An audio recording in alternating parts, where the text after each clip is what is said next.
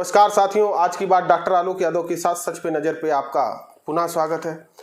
साथियों, आज हम लोग उस मुद्दे पर बात करने वाले हैं जहां एक स्वयंभू संत श्री ने भारत रत्न अब्दुल कलाम जी पे आतंकवादी संगठन के साथ संबंध होने का एक आरोप लगाया है।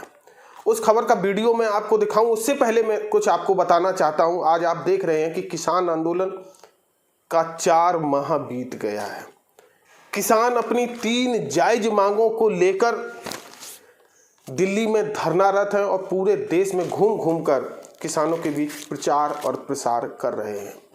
महंगाई कितनी ज़्यादा हमारे यहाँ हो चुकी है, बेरोजगारी, गरीबी के आंकड़े क्या आए हुए हैं, मध्यम वर्ग में बहुत बड़ी कटौती। एक वैश्विक रिपोर्ट आई है, उसमें आपको देखने को मिला, वर्ल्ड हैप्पीनेस रिपोर्ट में आपको देखने को मिला कि भारत का स्थान कहाँ पर है। लेकिन इन सब पे चर्चा की जगह पे किस प्रकार से हम अपने नवयुवकों को दूसरे दिशा में घुमाकर धार्मिक अंधता का उनके आगे पट्टी बांधकर उन्हें उसी ओर घुमाए रखने का एक कुकृत्य प्रयास किया जाता है, जो सोशल मीडिया पर बहुत ज़्यादा चल रहा है। वर्तमान में हिंदू मुसलमान या हिंदू के साथ और किसी धर्म का संघर्ष दिखाने का एक प्रयास किया जा रहा है।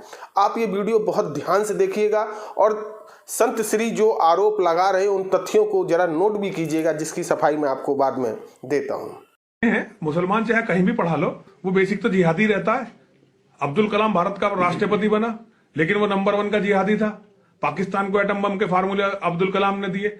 ये अफजल गुरु की जमानत, वो जो दया याचिका थी, कांग्रेस जैसी सेकुलर सरकार ने भी नहीं भेजी। सारे प्रोटोकॉल को तोड़ के केवल 48 घंटे के अंदर अफजल गुरु की मां और पत्नी से जो है और बेटे से अब्दुल कलाम ने भेंट की थी। अब्दुल कलाम ने वहां एक सेल बनाई थी राष्ट्रपति। आप अभी गूगल पे ढूंढिए अब्दुल कलाम और अफजल गुरु का जो है संबंध, गूगल पे ढूंढिए, तब आपको समझ में आना शुरू होगा। उसके बाद फिर आपने ये वीडियो देखा और बहुत सारे मेरे नवयुवक इस अवधारणा में भटक भी सकते हैं और राष्ट्र की मूलभूत समस्याओं से इतर होकर नई अज्ञात अमूर्त समस्या पे चर्चा कर सकते हैं। इस वीडियो में स्वामी जी के बगल में जो बैठी हुई हैं, आपने उनका बहुत पहले देखा होगा। अलीगढ़ में गांधी जी के प्रतीकात्मक एक बुत को उन्होंने गोली मारी थी, जिसमें उन्हें जेल भी जाना पड़ा था। खैर, मैं स्वामी जी के 3 तथ्यों पर बात करता हूं। आपने 3 आरोप लगाए। नंबर 1 कि अब्दुल कलाम जी ने एटम बम का फार्मूला पाकिस्तान को दिया। नंबर 2, अब्दुल कलाम जी और अफजल गुरु जो भारतीय संसद पर हमले का दोषी था के बीच में एक बड़ा को रिलेशन है और उनको बचाने का बहुत वो प्रयास करते रहे। तीसरा, उन्होंने दिखाया कि जब अब्दुल कलाम जी DRDO से लेते हुए अंतरिक्ष में कई पदों पर आसीन थे तो बहुत सारे हिंदू वैज्ञानिकों का नरसंहार हुआ, हिंदू वैज्ञानिक मारे गए। अब आप इन तथ्यों की पड़ताल करिएगा जरा। 2001 में अफजल गुरु संसद में हमले में पकड़े गए और 2013 में उनको फांसी दे दी गई अफजल गुरु को। हमारे भारत रत्न अब्दुल कलाम जी 2002 में राष्ट्रपति बने और किनके समर्थन पर बने, ये आप स्क्रीनशॉट देखिएगा। भारत के लगभग समस्त दलों ने उनकी नेतृत्व क्षमता, भारत के विकास में उनका योगदान देखते हुए उन्हें राष्ट्रपति बनाया था और भारत रत्न उससे पहले भी उन्हें मिल चुका था। भारत रत्न का मतलब होता है भारत का वो रत्न जिसने भारत को बढ़ाने का प्रयास किया हो। तो अब एक एक फैक्ट पे हम बात करें कि पाकिस्तान को फार्मूला दिया। स्वामी जी को इसकी जानकारी कहां से हुई, आज तक कोई इंटेलिजेंस एजेंसी उनसे पूछने नहीं गई। कोई तथ्य आपको मिलेगा नहीं कि ऐसा उन पे कोई उनके जीवन में ऐसा कोई आरोप लगा हो। दूसरा, आप देखेंगे कि अफजल गुरु वो बार बार कह रहे हैं कि जरा आप सर्च करिए। तो मैंने गूगल पे सर्च भी किया कि अफजल गुरु और राष्ट्रपति जी का क्या संबंध है। आप स्क्रीनशॉट देखिए, कोई ऐसा एविडेंस नहीं निकला। और ये जरूर निकल के आया कि जब अपने राष्ट्रपति पद से रिटायर हो गए थे अब्दुल कलाम जी, तब तक उनके माफीनामे की, अफजल गुरु की एप्लीकेशन उन्हें मिली तक नहीं थी और उन पे इतना बड़ा एक आरोप लगा देना। तीसरा देखिएगा, हिंदू वैज्ञानिक कितने मारे गए। ये भी मैंने गूगल पे सर्च किया, आप स्क्रीनशॉट देखिएगा कि कितने हिंदू वैज्ञानिक मारे गए, तो गूगल पे कोई ऐसी जानकारी नहीं दी गई है कि कितने हिंदू वैज्ञानिक मारे गए हैं। तो आखिरकार स्वामी जी के पास भारत के एक महत्वपूर्ण रत्न, जिसे भारत रत्न से पुरस्कृत हो, राष्ट्रपति महामहिम जो रह चुके हों, उनके ऊपर ये अनर्गल आरोप क्यों लगाना?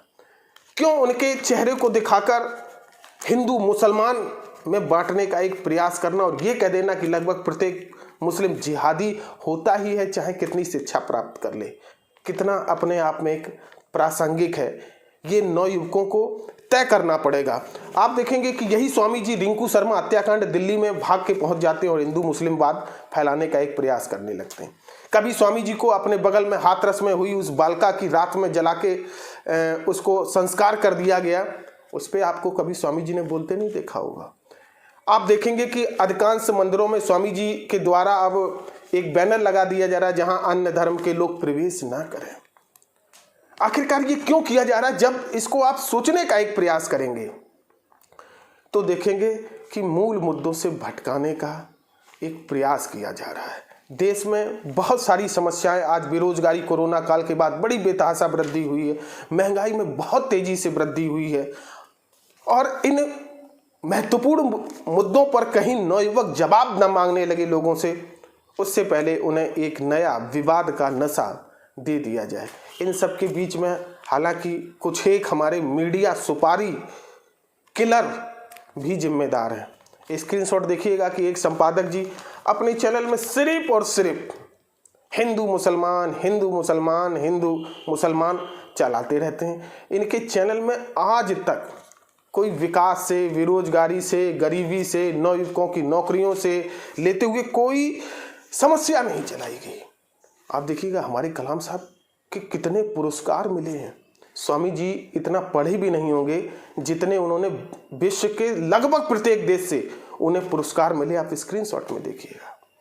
इतने सम्मानित व्यक्ति थे कि 26 मई को विज्ञान दिवस स्विट्जरलैंड की गवर्नमेंट ने इसलिए कर दिया था कि वो 2005 में वहां गए थे, उनके सम्मान में विज्ञान दिवस मनाया जाने लगा।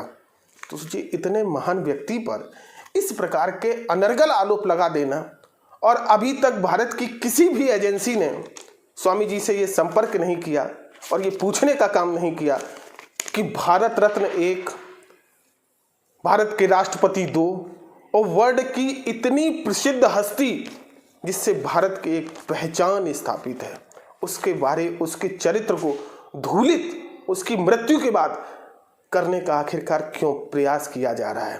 क्या कहीं वास्तव में ऐसा नहीं कि इसे राजनीतिक रंग देकर हमारे नवयुवकों को मूलभूत मुद्दों से भटकाने का प्रयास तो नहीं किया जा रहा है? मैं अभी भी आपको चिता रहा हूँ, लॉ एंड ऑर्डर समस्या, विचारों के संग्रह और विचारों को हटाने की जो श्रृंखला है वो एक अलग माध्यम है। और इस प्रकारों से एजेंट आप देखेंगे सोशल मीडिया पे बहुत सारे इस प्रकार के वीडियो अब आपको हिंदू मुसलमान हिंदू ईसाई करके दिखाए जाने लगेंगे, और एक समय के बाद आपको ये दिखाया जाएगा कि देखिए हिंदू खतरे में है, और फिर पुनः से हम जैसा जिन्हें बताएं आप वोट दे दीजिए और 5 साल फिर से आप अंधभक्ति में लीन हो जाइए। मैं सोचता हूँ आप जरूर जाग रहे होंगे। मेरे साथ जुड़िए, अपने दोस्तों को भी जुड़िए। इसी के साथ मैं आपसे विदा लेता हूँ। जय हिंद।